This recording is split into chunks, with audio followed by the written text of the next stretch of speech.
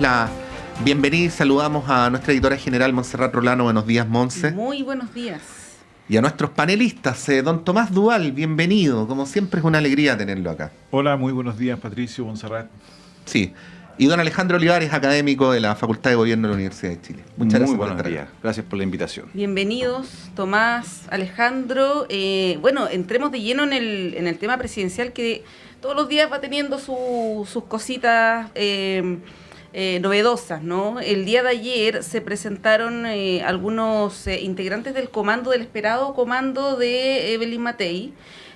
No sé si es lo más novedoso porque hay una definición de la democracia cristiana, pero ya la podemos pasar a revisar cuando veamos no sé si la vereda del frente, no sé muy bien si se posicionan ahí, pero respecto de Evelyn Matei, bueno, se presentan algunos nombres que son bien interesantes, al de Diego Paulsen particularmente, que fue presidente de la Cámara en un momento muy convulso del país, el año 2020, una persona joven, militante de Renovación Nacional y con un perfil bastante... no sé si moderado es la palabra, pero conciliador, ¿no? Que fue el sello también que le imprimió durante ese tiempo. Ustedes se acordarán cuando en ese entonces oposición tenían la embarrada, no lograron respetar el pacto administrativo y bueno, se llegó a la opción de Diego Paulsen, que desde mi humilde punto de vista fue un buen presidente de la Cámara de Diputados. Bueno, no hay nada más poco humilde que decir desde mi humilde punto de vista, en la vida, ¿no? Es verdad. Bueno, se menciona este nombre y el de Paula Daza, que ya participaba también de este equipo que asesora a Evelyn Matei. Primero preguntarles qué les parece y si esto podría de alguna manera generar algún cambio, ¿no? Se ha venido pidiendo...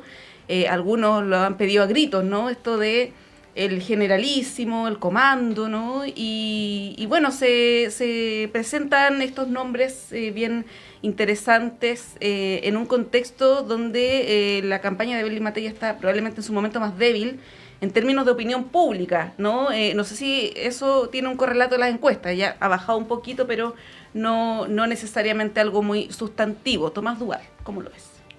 A ver, después de una semana horrible, diría yo, para la candidatura de Matei, el hecho de que anuncie ya la estructuración de un comando y que de alguna manera se perfile a noviembre, porque ya no hay primarias, dejamos claro que dejó clara la candidata después de también muchos errores, ¿no?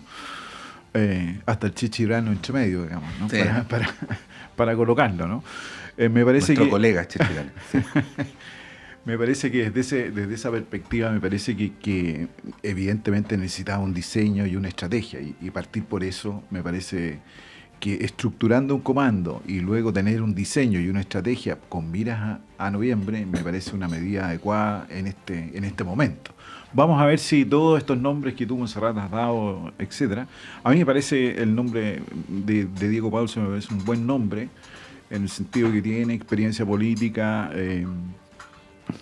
ha estado en campañas y no solamente experiencia política, sino que también en una zona que también no es fácil y compleja, como él ha sido diputado por la Araucanía, no es fácil ese tema. Entonces me parece que tiene esa fuerza que podría darle como un jefe de campaña. Me parece que aquí lo que requiere Matei con urgencia es un diseño y una estrategia. Me parece que si eso el comando lo va a hacer, más allá de los nombres, me parece que ahí está su opción política, porque ya tenemos claro respecto de la candidatura de Matei, que va a noviembre, por lo tanto tiene que tener una estrategia muy clara y un diseño claro, porque al frente también van a haber primarias, van a suceder distintas cosas. Sí. Entonces tiene que, no es solamente llegar a agosto, como algunos dicen que hay que pasar a agosto, sino que hay que llegar a noviembre, ¿no? Sí, bueno, está, Alejandro, el tema de el perfil de Diego Paulsen en tanto aglutinador, ¿no? Se dice que se le habría elegido, entre otras cosas, porque tiene redes, porque tiene una vinculación transversal dentro del oficialismo, dentro de la oposición, en fin. Pero también quería preguntarte por las formas, porque Diego Paulsen no es el típico dirigente acaballado, agresivo. Misma cosa que Paula Daza, yo la entrevisté hace como un mes atrás y tiene posiciones bastante claras y a veces bastante duras, ¿no? Pero las plantea con mucha amabilidad, ¿no? Y entonces uno se podría preguntar si ese perfil de entorno de Evelyn Matei cumple con el propósito de contrastar algunas de las características de la propia candidata, ¿no? ¿Cómo ves aquello? de la propia candidata y de los candidatos que están un poquito más a la derecha que ella. A ver, yo creo que son dos buenos nombres, o sea, son muy buenos nombres, por lo menos mediáticamente, cumplen un rol de moderación, cumplen un rol de completar algo que faltaba en este puzzle de esta candidatura. Yo creo, por ejemplo, que Daza, ella comunica excelente, o sea, hay que darle más micrófono, hay que dejarla. Paulsen también, son muy buenos gestores también, entonces yo creo que le suman por varios lados a la candidatura. ¿Esto es lo que le faltaba definitivamente? No sé, todavía está veremos. Pero sí, ahí yo comparto con Tomás, es un gran avance, porque después de, no sé si una semana, yo creo que un par de meses de bastantes errores y de bajas, estamos hablando en un tono neutro de la candidatura. No estamos hablando de sus indefiniciones políticas, no estamos hablando de sus problemas de memoria o de alguna otra cosa, sino que estamos hablando de cómo está estructurando el equipo. Entonces yo creo que son buenos nombres, complementan bastante bien, pero no sé si esto le permite efectivamente completar la definición, porque la definición está aquí, es hacia dónde se crece. ¿Se crece hacia el centro o se crece hacia el extremo?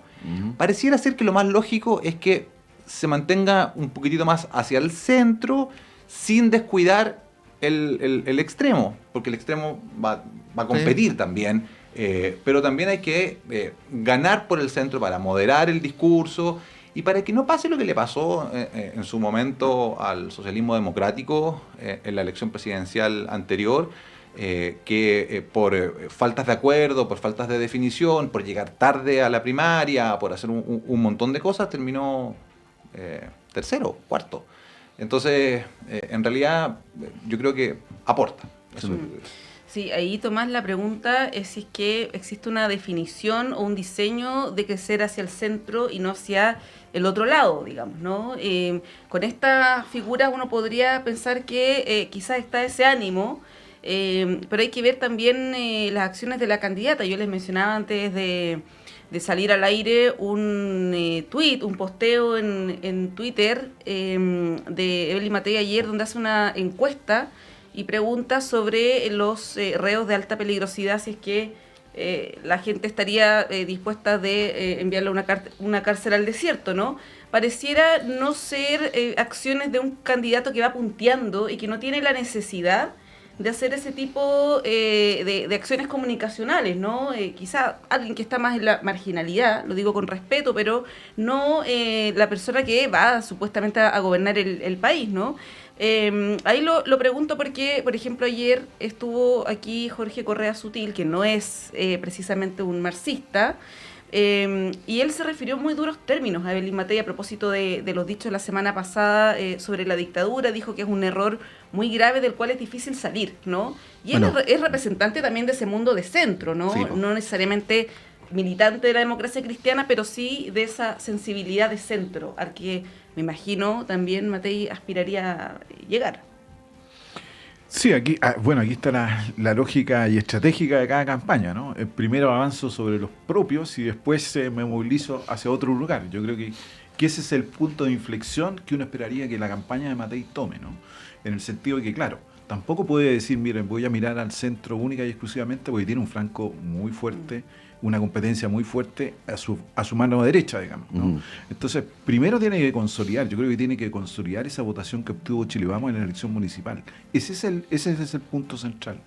Y desde ahí poder avanzar en una fase siguiente, por eso decía que hay diseño y estrategia, en una fase siguiente, a convocar a ese mundo de centro independiente y a las personas que no votan, ¿no? Porque al final... Al final no estamos olvidando que hay voto obligatorio y hay muchas personas que no han votado en una elección presidencial, digamos, casi un tercio del padrón. Entonces esa decisión va a ser muy relevante. Yo creo que ahí está el punto.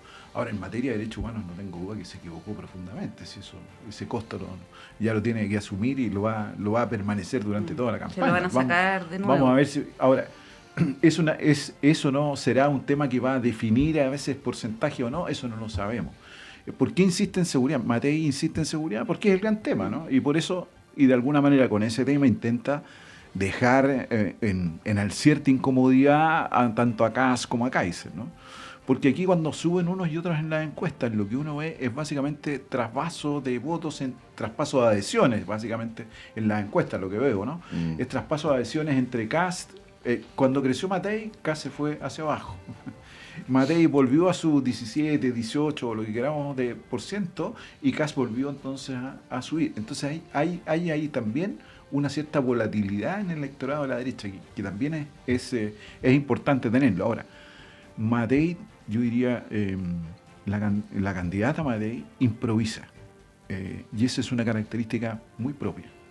El tema es cuánto... Pero muy indeseable en campaña, Tomás. Efectivamente, por eso lo estoy diciendo, que tiene una característica. Entonces, esa improvisación, uno puede decir, mira, hay espacios, y en ciertas cosas, pero en otras no se puede improvisar. Sí, ayer hablábamos con Juan Manuel Santa Cruz, con el presidente de Evópoli, y él reivindicaba a Matei en tanto que era una candidatura seria y tenía vocación de mayoría, ¿no? Que es una manera de decir que las otras dos de baja a la derecha no lo eran.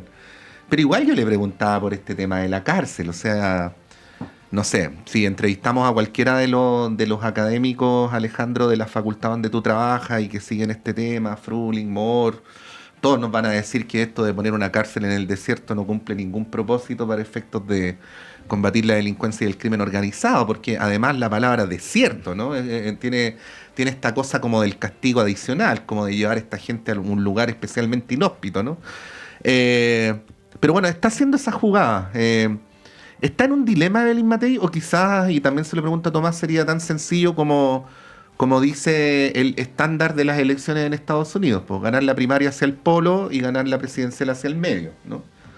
Es que ese es el estándar, que es lo que decía Tomás recién, en Estados Unidos, donde sea. Primero a los propios, y los propios tienen un problema en este momento. Y el problema es que están en una encrucijada de qué tan duro hay que ser. Por eso, previo a la definición de si había primarias o no, dichos como los del tema de la dictadura, de derechos humanos, que son un error, para muchos de los propios que están a la derecha, no son un error. Les estaba hablando a ellos. Claro, en un contexto en el cual probablemente iba a tener primarias, en el cual probablemente iba a tener que enfrentarse a algún candidato muy de la derecha, parecía algo relativamente lógico. Claro, ahora que no hay primarias, ahora que tiene que hablar un poquitito más allá de los propios, de estos propios que están en esta duda de entre ella o Kaiser, esos dichos se le vuelven en contra. Y ese es el problema de cuando estamos en estas fases tan iniciales de la campaña, pero tenemos una candidata hace 2 años. Ella es candidata hace mucho tiempo, aunque no sea declarada probablemente tal, y pasa por puntos altos de popularidad, baja, sube, baja, y ahora que comenzó a definir la campaña, se va a tender a mantener en cierto lugar y va a tener que tomar definiciones. Y ya la primera definición parece, porque uno ya no sabe en política en Chile, parece estar tomada y es no primaria. Entonces, lo que viene ahora es mantener un poco un tono de dureza, con acciones que pueden parecer un poco impropias, como lo de la cárcel, pero que le habla a un electorado, un electorado que está en esta indefinición entre Kaiser, Kast y ella, y que cuando escucha este tipo de cosas, aunque no tengan mucho sentido académico, aunque no tengan mucho sentido lógico, dice, ya, sí, puede ser, o sea, tiene algo de esta verdadera derecha, como se autodefine. Entonces, tiene esta tensión, sí, que yo creo que va a seguir teniéndola. Y tiene que ver con algo que está en el imaginario colectivo, ¿no? Esta idea de que se pudran en la cárcel, que en este caso sería que se sequen en la cárcel, ¿no? Pero, y te agrego otra cosa, Patricio, en ese tema, la adoración a Bukele que hoy día tenemos en Chile. Entonces, también, más allá de lo que uno pueda decir, ¿no? Pero se inserta también en esa misma lógica, digamos. ¿Sí? Es una buquelada, claramente. Está en ese punto. Sí. Bueno, convengamos en que Matei, si toma la decisión de ir a dar una entrevista a Radio Agricultura durante media hora con Checho Irane. 1 hora y media. 1 hora y media, es porque le quiere hablar a ese mundo, ¿no? Sí. Que es el que escucha esa radio y ese programa en particular.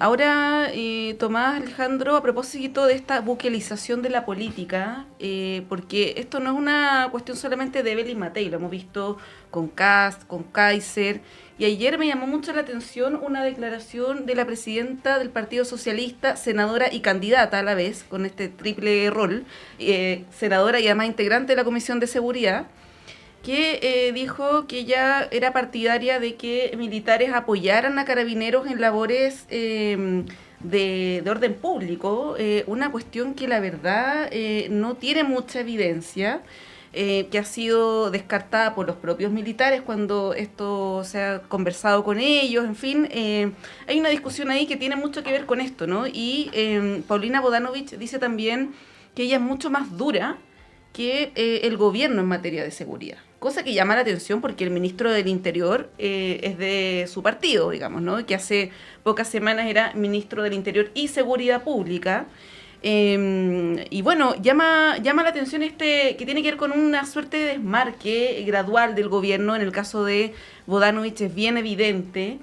En el caso de otros yo creo que ahí se podría matizar más, pero ahí Tomás, te pregunto cómo lo ves ya yendo a la vereda del frente. Está este chascarro de la imagen de Bachelet en la promoción de la campaña de Bodanovich, que luego se tiene que retirar luego de 10 minutos, ¿no? Pero más allá de eso, ¿cómo ves las definiciones que se van tomando y esta discusión sobre ser más gobernista, menos continuador? Que es algo que se les va a consultar permanentemente a los candidatos, y en el caso de Bodanovich el desmarque ha sido bien claro. A ver, lo que pasa es que yo la primera oficialista creo que todavía no despegan las candidaturas, digamos, hay algunas que te pueden tener mayor a uno o no, ¿no? En esto hago un paréntesis, no le creamos las encuestas en el desarrollo en el resultado de las primarias, porque no sabemos ni siquiera quiénes van a ir a votar, entonces es solo una sensación en general, ¿no? Pero me parece que Tomás, vamos a tomar nota aquí para nuestro trabajo editorial, porque creo que es muy sabio lo que estás diciendo. Efectivamente, sí. No sabemos. O sea, en materia de primarias, yo la encuesta en el resultado, en la precisión de general de la sociedad, uno podría decir, sí existe, por eso estoy diciendo esa diferencia, ¿no? Me parece que en ese sentido no es despegable. Están buscando estrategias, estos 4, a lo mejor son 5, bueno, no sé qué va a pasar ahí, son 5 y no 6, las que compitan, ¿no? Están buscando espacio y me parece que ahí están, el tema de seguridad es claro, está en la agenda, ¿no? La ex ministra Tobá, hoy día candidata del PPE, tiene una trayectoria en materia de seguridad, ha estado al frente, uno podría decir bien, mal, pero en el fondo hay un mundo que la mira, que efectivamente fue parte de esta estrategia de seguridad que el gobierno no la tenía y ella la tuvo que implementar. Por lo tanto, más allá de lo que uno pueda decir o evaluar, me parece que ha hecho una gestión importante en esa materia, ¿no? Entonces, ¿cómo el resto de los candidatos se suben? Yo ahí entiendo a Bodanovich, que tiene una dificultad en la manera en que cómo me subo dentro de la primaria, ¿no? Porque fue una discusión muy intensa en el Partido Socialista y yo creo que todavía sigue, me parece, muy dividido entre una élite, diría yo, y un pueblo socialista que es distinto, ¿no? Y las bases socialistas que tomaron una decisión diferente. Y los senadores socialistas. Por eso ahí va a haber esa tensión se va a mantener en la campaña, mientras la actual presidenta del partido, como dices tú, precandidata presidencial, no despegue. Entonces esa tensión todavía va a estar ahí. Y cuánto se aleja o no del gobierno, yo creo que todas las candidaturas van a buscar algún tipo de espacio, ¿no? Quizás a lo mejor yo estoy diciendo cuánto me puedo alejar. No mucho, porque todas las figuras son representativas, ministras del gobierno, ¿sí? Y el diputado Winter, bueno, del corazón, diría yo, del gobierno, del Frente Amplio, ¿no? Quizás lo que hará el diputado Winter no va a ser decir esto no lo haría, sino profundizar a lo mejor muchas de las cosas que no se hicieron. Es decir, retomar su línea programática. Me parece que por ahí va a buscar esa diferencia. Pero en el fondo ahí hay tampoco se puede renegar. Entonces yo creo que van a buscar ciertos temas donde sí pueden de alguna manera tener esa distancia. Pero renegar o alejarse absolutamente van a perder credibilidad en rapidez, digamos, ¿no? Claro, porque hay un dilema electoral, Alejandro, que es, como dice Tomás, súper legítimo desmarcarse para posicionarse. No sé, ahora yo entrevistaba a Mulet y Mulet criticaba al gobierno porque no había eliminado los delegados presidenciales, ¿no? Esa es como una manera de diferenciarse. Pero luego viene el paso siguiente, que es el fundamental, que es el de la presidencial. Entonces, tú construyes proyectos demoliendo lo que había para construir algo completamente nuevo, o lo construyes encima de, ¿no? Y si lo construye encima de, ¿cómo? ¿Hasta dónde? Bueno, cuando uno es oficialismo no puede partir demoliendo lo anterior. O sea, por definición, por mucho que quiera desmarcarse, por mucho que quiera diferenciarse, no se puede partir demoliendo. Y claro, está mucho más interesante de lo que uno podría haber pensado la primaria del oficialismo, porque, sumando lo que decía Tomás, o sea, no sabemos quiénes van a votar, primero, y segundo, tampoco hay un traspaso matemático de los votantes de las internas de cada uno de los partidos, porque uno diría, el Partido Socialista votaron, no sé, 16.000 personas en su elección. A esos 16.000 votos van a ir a Bodanovich y considerando el caudal de votos de los otros partidos en las elecciones internas, es la candidata presidencial. Pero el mundo socialista está tremendamente dividido también, un poco lo que decía Monse recién, están divididos los varones del pueblo, los senadores de no sé quién, y algunos que apoyan públicamente a Toá, otros que apoyan públicamente a Bodanovich, otros que... O sea, hubo una carta donde estaba encabezada por la senadora Allende apoyando a Toá, y esto fue un par de días antes del Comité Central. Y otros que apoyan en silencio a Winter, porque representa el ADN de lo que quisieran ser. Aprovecho de preguntarte, ¿cómo le cae al etos socialista que la candidata socialista diga que va a ser todavía más dura en el tema de la seguridad? Nuevamente depende... O sea, visto desde afuera como que no tiene nada que ver como con el alma socialista, ¿no? Es una discusión que va más allá de las elecciones, sí, claro. Creo yo. Y es que, ¿cuál es el alma socialista? El socialismo chileno tiene almas. Y lo ha tenido desde su fundación, desde cuando recurren a firmar el decreto de fundación, 19 de abril, que se cumplió hace poquitito, grupos conservadores, social cristiano conservadores, hasta grupos marxistas. Entonces, estas almas durante muchos años han tenido enfrentamientos que algunos ganan, otros no. Entonces, el tema de seguridad es exactamente lo mismo. Hay algunos más permisivos, otros menos permisivos. Hay algunos que son más duros, más blandos, no sé. Entonces, ¿a qué alma le está hablando? Y esa es la pregunta. Entonces, puede que le esté hablando a un sector específico de su partido que considera que efectivamente hay problemas con los migrantes, que hay problemas de seguridad, que hay problemas de cierto aspecto. Pero mañana le va a hablar a otro sector del partido que es un poco más liberal, por decirlo de alguna manera, o más social, porque dentro del Partido Socialista conviven, ya perdí la cuenta de cuántas almas son. Sí, son hartas. Es interesante lo que ha planteado, no sé si ustedes vieron en Tolerancia Cero el lunes a Carolina Toá, que fue una entrevista bien extensa, de más de una hora, donde ella profundizó en varias de sus propuestas, y una de ellas era seguridad, y me llamó la atención que ella no hizo ninguna propuesta muy distinta a lo que ya se ha hecho. Dijo, vamos a profundizar en el tema de las armas, vamos a aplicar las leyes. Yo conozco al pie de la letra las leyes porque yo fui coautora de esas leyes. Y bueno, vamos a aumentar la dotación de carabineros, ¿no? Esas como 3 ideas fuerza planteó, pero es lo que se está haciendo básicamente, ¿no? En el fondo es como profundizar lo que se está haciendo. Es continuidad. Claro, es continuidad, y me llamó la atención eso porque la tentación para plantear cuestiones más estridentes en materia de seguridad es bien alta. Son las 9:01, tenemos que hacer un corte y a la vuelta seguimos hablando del tema presidencial y otros debates también que se han dado en el Congreso durante las últimas horas. Vamos y volvemos.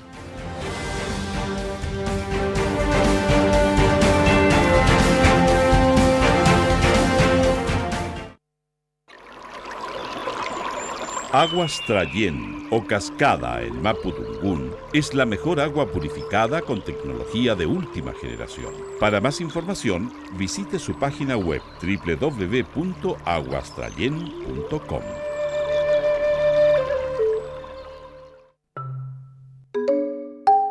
Perdidos en el espacio, casi 30 años al aire. Músicas raras y más raras. Instagram, @Perdidos en el Espacio 2003. Lunes, 22 horas.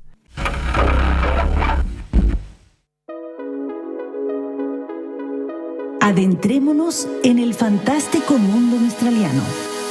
Te invitamos a sintonizar este podcast en el que conoceremos distintas facetas de la poeta e intelectual como parte de las conmemoraciones de los 80 años de la entrega del primer Premio Nobel Latinoamericano. Martes 15 horas en el 102.5 FM y radio.uchile.cl. Esto es una realización de Ediciones Los Libros del Cardo y de Oficios Varios.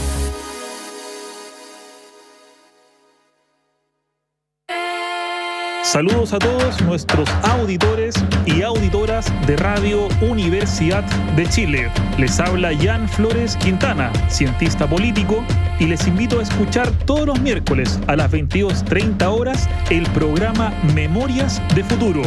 No se pierda el programa radial de historia más escuchado de Chile, solo en el 102.5 FM Radio Universidad de Chile, la radio que piensa.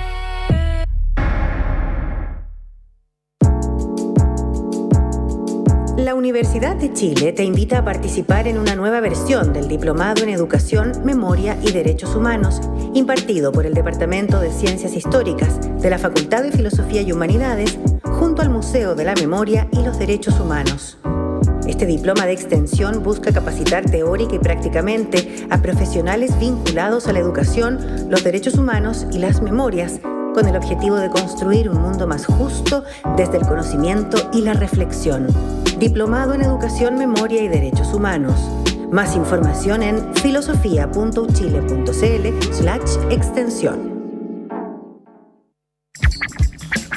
Los temas que importan en educación ya están en el aire. Soy el periodista Claudio Medrano y les quiero hacer una invitación a escuchar el programa Educación en el Aire del Senado Universitario, donde abordamos calidad, investigación, financiamiento, participación y docencia. Estos son los pilares que transforman nuestra educación y queremos que tú seas parte de esta conversación.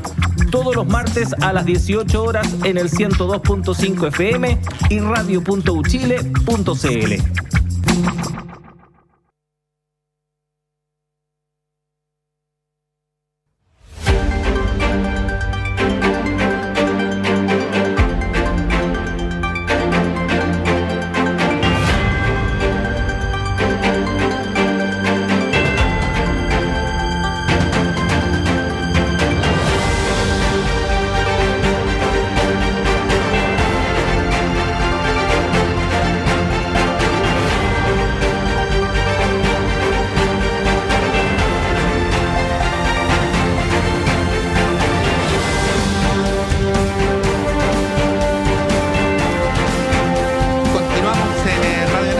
las 9:05 en este jueves 24 de abril del año 2025. Estábamos hablando antes de la pausa. Démosle una última vuelta al tema de las primarias y luego vamos a otros asuntos.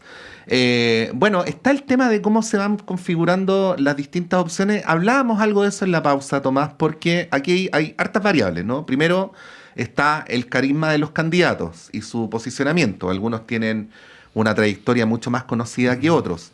Luego está el tamaño de los partidos. También hay partidos más grandes que otros y ahí es donde empiezan a aparecer las contradicciones. Por ejemplo, el caso del PPD, un partido hoy objetivamente chico, con una candidata muy bien posicionada, ¿no? Y por el otro, mejor posicionada. Claro, y por el otro lado está el tema, que lo hablábamos en la pausa, de los 5 candidatos, quiénes se quitan votos con quiénes, ¿no? Y por lo tanto, ¿dónde está la frontera de cada uno para ir a disputarle? Si Winter le tiene que disputar votos a Bodanovich o a Jara, lo de Bodanovich con Toá es bastante claro, y bueno, yo planteaba ese escenario hipotético de que eventualmente le falten algunos puntos a Toá para ganar una primaria que sean los mismos que saque Bodanovich, que estoy diciendo, es un escenario... No es un escenario absurdo el que estoy planteando, ¿no? Y con las consecuencias políticas que aquello podría tener. Bueno, ¿cómo ves esa configuración, Tomás? A ver, yo diría que lo principal, me parece a mí, que lo que está en juego al fondo es la hegemonía de la izquierda, ¿no? Ahí hay una cuestión de fondo que está en juego. Y lo segundo que enreda todo esto son las parlamentarias, ¿no? Porque hay luchas y conflictos parlamentarios en ambos sectores, pero estamos hablando del oficialismo. Entonces, me parece que también ahí hay una cuestión que enreda mucho el despliegue de las propias candidaturas. Porque la primaria, mientras no se resuelvan estas opciones parlamentarias, bueno, lo que produce es que básicamente diputados, senadores, etcétera, están preocupados de otra y dejan de lado esta primaria, lo cual dificulta todavía más a las candidaturas en su despliegue, ¿no? Porque es más fácil tener un equipo. Entonces, esas cuestiones que están detrás complican todavía mucho más la primaria, ¿no? Y ese es un elemento, esos dos elementos son los que van a tensionar al fondo la primaria. Yo creo que ahí está la tensión, porque al no tener resuelto el tema parlamentario es una cuestión bien compleja, porque estás compitiendo, entonces va mucho, puede llegar a una opción de que, como tú decías, oye, ¿quién sale cuarto? Yo diría, bueno, el que gane la primaria va a tener ventaja en la lista parlamentaria, probablemente, si va a ser el candidato o la candidata, no lo sé, ¿no? Las mismas posibilidades, podría tenerlo. Entonces, mientras eso esté en tensión, me parece que eso también complejiza todavía más a la primaria oficialista, ¿no? Y eso de alguna manera va a ser difícil de despegar. Y el gobierno que va a tener que entender que pasó a segundo plano, digamos, porque de otra manera, si tampoco va a empezar a disputar un espacio o intentar caracterizar o una acción que pueda ser vista en apoyo a una cierta candidatura, eso también va a provocar tensión. Entonces, creo que ese es el escenario en que yo preveo en que se van a ver estos 2 meses encima. Oye, Alejandro, Tomás, la Democracia Cristiana ayer emite una declaración, un voto político respecto de reafirmar la candidatura de Alberto Undurraga y de no ir a primarias, o de ir a primaria con el socialismo democrático y los regionalistas, que es una primaria imaginaria, ¿no? Que está en su cabeza, porque lo que sabemos que la primaria va a ser con el Partido Comunista, con el Frente Amplio. Y lo saben. Y ellos lo saben, es evidente, ¿no? Con lo que se sepulta la posibilidad de que ellos participen en una primaria, quedan muy poquitos días para la inscripción, y Alberto Undurraga yendo a una primera vuelta, en caso que eso ocurra, ¿no? ¿Cómo ves ese escenario para la Democracia Cristiana, para la negociación parlamentaria? Ha habido, tú lo comentabas también, Pato, más temprano, reclamos de senadores, de diputados que han dicho, bueno, con esta posibilidad se extingue la chance de que nosotros podamos salir reelectos, ¿no? Me voy para la casa. Claro. Erika Edo lo dijo así en la radio, sí, así de crudo. Dijo, sí, de manera muy transparente. Sí, dijo, si vamos solo, yo me voy para la casa. Sí. Ahora, esto también puede deberse a una estrategia de negociación, ¿no? Y que Alberto Undurraga no necesariamente llegue a una primera vuelta, sino que respalde el candidato que salga de la primaria. Estamos en una etapa todavía muy incipiente de la campaña, pero ¿cómo ves esta idea, ¿no? Este voto político de la Democracia Cristiana, una suerte de camino propio en el fondo? Bueno, no son los 50, donde el camino propio de la DC era algo importante, algo que marcaba presencia. Hoy día que la DC diga voy solo o que diga hola, aquí estoy, muchos miran y dicen, estaba la DC, nos acordamos de la DC. Es un partido paradójicamente con bastante presencia territorial, con una buena cantidad de concejales, con una votación interesante a nivel local, pero que ha ido desapareciendo del debate público y yo creo que este tipo de acciones son el manotazo, no sé si decir final, pero un manotazo bien decidor de cómo se ven a ellos mismos, o sea, en el sentido de que necesitan hacerse notar de alguna manera. Yo creo que esto es hacerse notar. Si bien es cierto, la primaria no está definida, faltan 5 días, que en política puede ser 5 años, cada día puede ser una negociación, puede ser que efectivamente se baje esta candidatura y se sume una parlamentaria, se suma una lista parlamentaria única, no sé, puede pasar muchas cosas de aquí en adelante. Lo que sí es cierto es que la DC está pasando unos momentos más complicados si no es el último. Y si no toman una definición distinta en algún momento, en estas condiciones, lo que decía Aedo, lo que decía Mulet o varios otros, esto es la extinción de la Democracia Cristiana como partido, porque si Undurraga va a la papeleta, ¿cuáles son los incentivos de los socios o los ex socios para tener una lista parlamentaria con ellos? Ninguno. Por lo tanto, o sea, no va a haber lista parlamentaria. Sí. Entonces la DC, ¿puede competir sola en esta parlamentaria? No. ¿Podría sacar 1 o 2 parlamentarios? con suerte. Entonces, efectivamente, los parlamentarios son los que van a presionar por bajar la candidatura. Si aún así esta candidatura se mantiene, lo más probable es que esto sea la despedida por un tiempo de la democracia cristiana. Que no se piense que estoy sobreinterpretando a Alejandro, es solo para promover tu análisis, Tomás, pero podría ser, si uno siguiera lo que está diciendo Alejandro, que hubiera una incompatibilidad de intereses entre la bancada parlamentaria de la DC y su candidato. Y entonces eso querría decir que uno de los dos tiene que prevalecer. ¿Cómo es eso? Sí, no, esa lucha de intereses va a ser, digamos. Eso Pero va a tú ves ocurrir. como una suerte de incompatibilidad de intereses. Efectivamente, Sí. eso va a ocurrir, porque es un partido pequeño, ya no es un partido grande, Alejandro lo dijo en muchas claras. Y hoy día está jugando una carta que, claro, es un partido que ha perdido arraigo, posiciones, etcétera. Y y hoy día está jugando una carta de supervivencia, pero es una supervivencia ya de supervivencia en el sentido de cómo prolongo la existencia de la democracia cristiana, pero que no aspire a tener una gran cantidad de votos. Esa es su gran dificultad, ¿no? De alguna manera yo pienso que voy a mirar lo positivo, lo de Undurraga ha colocado a la ADC por lo menos dentro de la discusión política. De otra manera, nadie se hubiese, entre comillas, acordado, estoy diciendo, ¿no? De alguna manera ha intentado hacer aquello. Ahora que sus posiciones tengan viabilidad es absurdo lo que está planteando una primaria, etcétera. Me parece que va a mantener una candidatura y yo no descarto que dependiendo del resultado de la primaria oficialista podría apoyar o no a una candidatura en específico, ¿no? Y hacer una lista parlamentaria, bueno, si hay dos listas en el oficialismo, es absurdo no llevar a la democracia cristiana,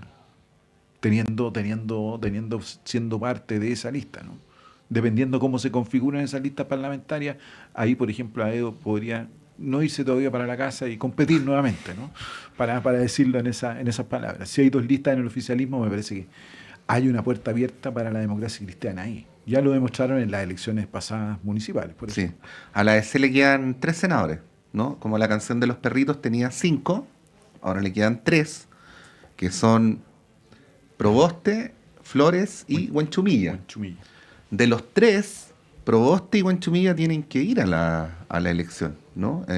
Solo Flores no tiene reelección. Sí, oye, a propósito, y volviendo un poquito atrás, ayer me dio mucha risa porque Alfredo Yoñán, cientista político, socialista, ponía en sus redes sociales una foto del libro Suicidio de Durkheim, que es uno de los padres de la sociología, y decía, quedan 5 días, a propósito de las definiciones del Partido Socialista y su candidatura. ¿Pero eso para el DC o para el Partido Socialista, claramente. Oye, los queremos llevar a un tema que está de alguna manera en desarrollo, que se vincula un poco con lo que estamos hablando, que es el debate sobre las reglas de uso de la fuerza, que ayer ya pasa su tercer trámite, probablemente vaya una comisión mixta, y que estuvo centrado, tú lo comentabas también más temprano, Pato, en dos elementos que yo creo que son bien interesantes de analizar, ¿no? Uno es el de la gradualidad y proporcionalidad, que quedó desechado a raíz de la mayoría que tiene también la oposición en el Senado. Y otra cuestión que se intentó reponer, pero no se logró, que es lo de la justicia militar, ¿no? No son debates nuevos, este proyecto lleva mucho tiempo en el Congreso, ya por suerte ha ido avanzando porque es necesario, ¿no? Pero ahí, Alejandro, preguntarte cómo lo ves, ¿no? Esto que se haya descartado el principio de proporcionalidad de la fuerza. Porque claro, ahora en estos 2-3 años, últimos años, no hemos tenido situaciones conflictivas en términos sociales, ¿no? Manifestaciones, no hemos tenido conflictos con la fuerza pública, pero eso puede cambiar de aquí a un par de años, ¿no? Y se requiere que haya unas reglas de uso de la fuerza democráticas, ¿no? Con límites claros. ¿Cómo ves esa discusión? Es bien interesante esta discusión, más allá del específico del punto, porque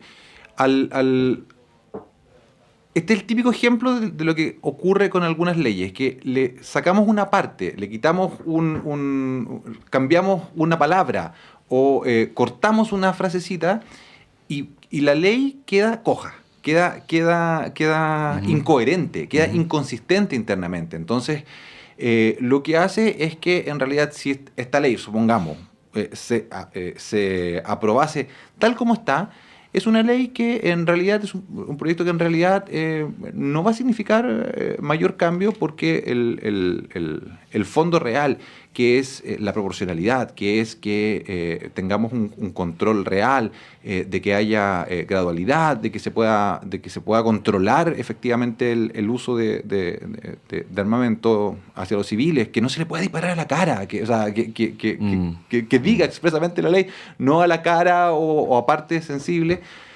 Al no estar, carece de sentido. Entonces podríamos seguir discutiendo una parte, pero no tiene la lógica de la coherencia interna. Entonces, en ese sentido, yo creo que aquí, lo decía en alguna nota de la radio, no sé si el senador Núñez o alguien decía, bueno, aquí esto puede seguir avanzando y puede el Ejecutivo en algún momento intervenir, vetando el avance y frenando la discusión para que se repongan algunos de los elementos importantes que tienen que ver con el uso verdaderamente gradual de la fuerza. Entonces, me preocupa porque en realidad son estos típicos ejemplos de que parece que estamos avanzando en alguna cosa, en alguna materia, pero borramos 3 palabras o una frase y volvemos a una ley completamente incoherente. Pero al mismo tiempo tenemos todavía la instancia para que el Ejecutivo pueda reponer, pueda insistir y podamos sacar una ley que es tremendamente necesaria, pero que tiene que salir bien, porque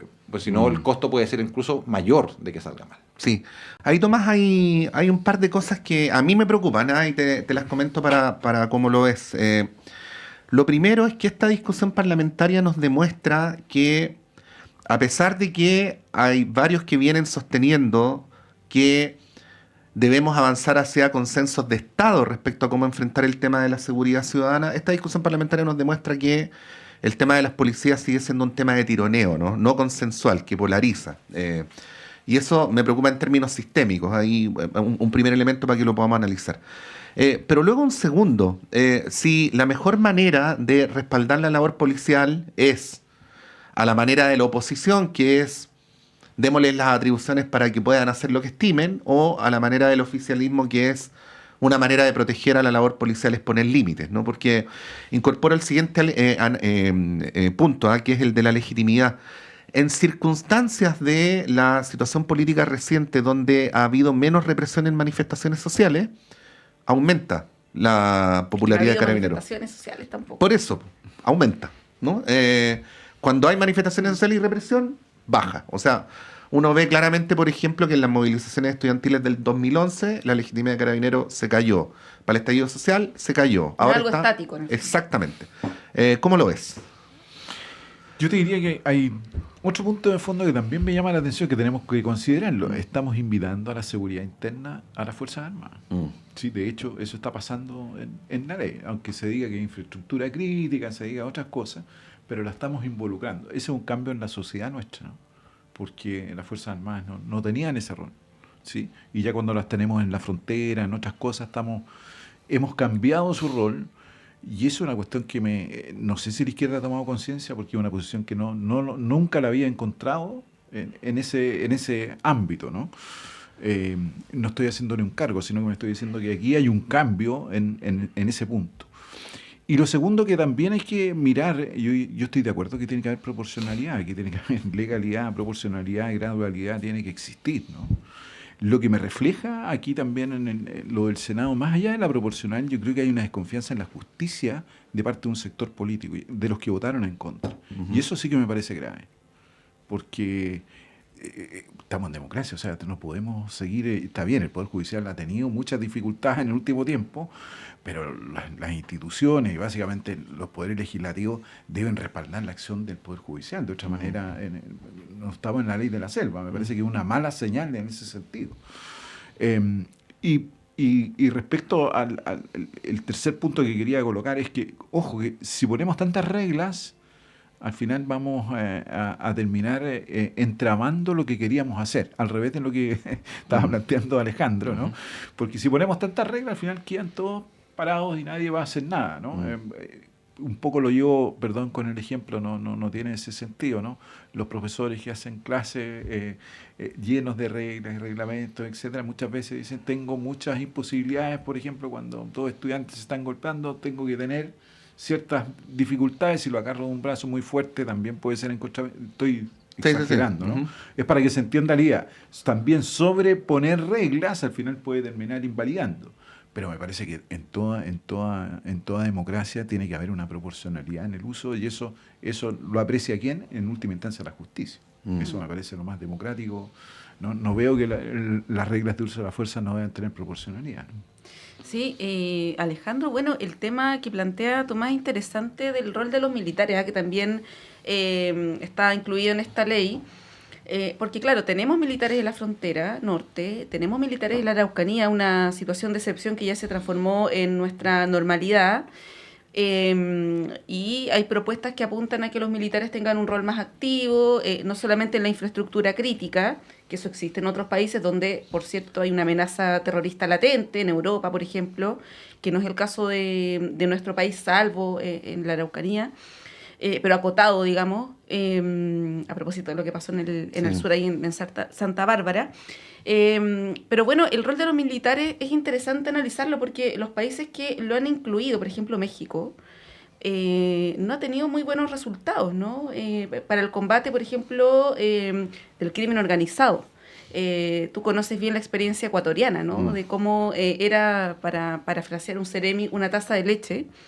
Y bueno, y está en la situación en la que está ahora, ¿no? Con uno de los niveles de criminalidad más altos, creo que el segundo de América Latina. ¿Cómo lo analizas desde esa perspectiva también, ¿no? De las estrategias para el combate del crimen organizado y el rol de los militares también. Yo ahí tengo una postura muy, muy clara. Yo creo que los militares en tiempos de paz tienen que estar en los cuarteles. Y perdón lo duro, o sea... Yo también estoy de acuerdo contigo. No.